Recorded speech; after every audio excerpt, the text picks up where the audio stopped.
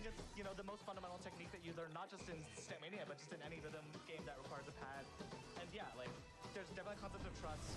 The step artists are very intentional about the fact that if they turn your body one way, they're gonna give you the opposite pattern to spin your body back. And a lot of it just makes it, you know, even though crossovers can be hard, it can be very flowy and very comfortable. Yeah, like if you're writing the chart, you could, right? Like as a gimmick, yes. You could make it harder by turning the guy one way and then putting an arrow where it's awkward for you to reach it, but that doesn't feel good. And when you're making step charts, it's not just about, you know, adding difficulty, it's about where does that difficulty come from. You want it to feel fluid. Voilà, c'était imperfect, il n'y a pas eu d'erreur de fait sur la chanson. Alors il n'y a pas une précision à 100%, il y a eu quelques petites erreurs, mais au global, il est quand même sans avoir loupé de notes. Et c'est assez impressionnant encore une fois. 99,88% de précision, c'est une dinguerie. Alors moi je vous avoue que j'étais en train de m'enjailler sur ma chaise.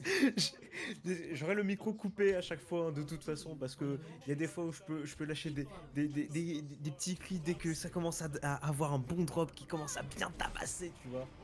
Mais non, moi c'est pour ça que j'adore ces moments musicaux hein, qui sont proposés à chaque fois à la GDQ. Voilà, on avait une année, on avait K-Shoot Mania. L'année dernière, je crois, non, c'était la dernière SGDQ, on avait du coup Note ITG aussi qui était ultra impressionnant. Donc, ITG, on l'a eu 2 fois. On a eu Dance Rush Stardom qui est assez impressionnant aussi. Dance Rush Stardom, si vous ne connaissez pas, c'est un jeu de shuffle, donc aussi un jeu de pied qui se joue avec les pieds, un peu à l'instar de DDR et Stepmania, mais avec une plateforme qui ressemble plus à un énorme écran tactile et c'est vraiment impressionnant à regarder parce que c'est un jeu qui te donne plus du freestyle. Malheureusement, c'est un jeu qui est encore un peu difficile d'accès, mais qui est assez impressionnant. Ok, ouais, merci en tout cas pour ceux qui nous ont dit pour le son, mais du coup voilà, nous on essaie de se couper pour les morceaux au moins pour que vous puissiez entendre le mieux possible, mais après on n'a pas la maîtrise de tout. C'est parti en tout cas pour Shoes de T. Lopez. Alors ouais, c'est sur les couleurs de flèches qu'il va falloir faire attention du coup, puisque j'ai l'impression que ouais c'est ça, elles sont un peu de n'importe quelle couleur, et ça va être ça le défi de ce morceau.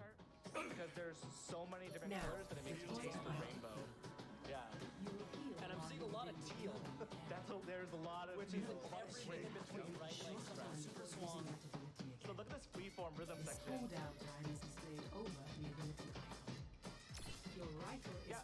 Tell, how would you even go about timing a section like this? It's hard because, you know, I feel like when I play charts like this in whatever rhythm game, you almost start playing them almost more visual. Yeah.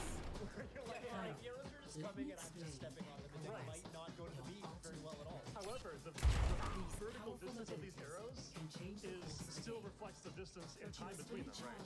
So if you're a good player, you might just focus on spacing and use that. Vous pouvez voir, il y a eu des petites bombes qui sont passées, donc on vous le rappelle, c'est des obstacles qu'il ne doit absolument pas toucher.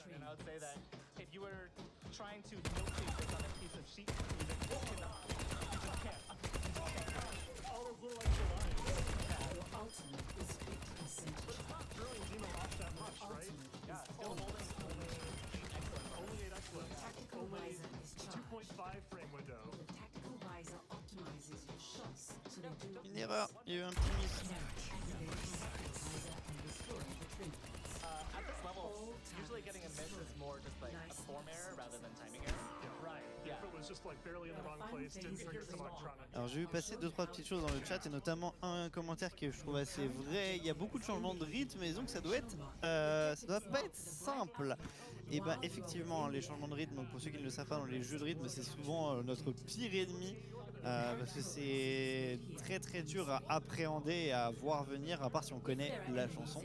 Enfin si on connaît la chanson, pas forcément au sens la partition à jouer, mais au sens la chanson vraiment qu'on va écouter, et donc ça change beaucoup de choses. Et comme vous le disiez celle tout à l'heure, hein, les notes, les couleurs des notes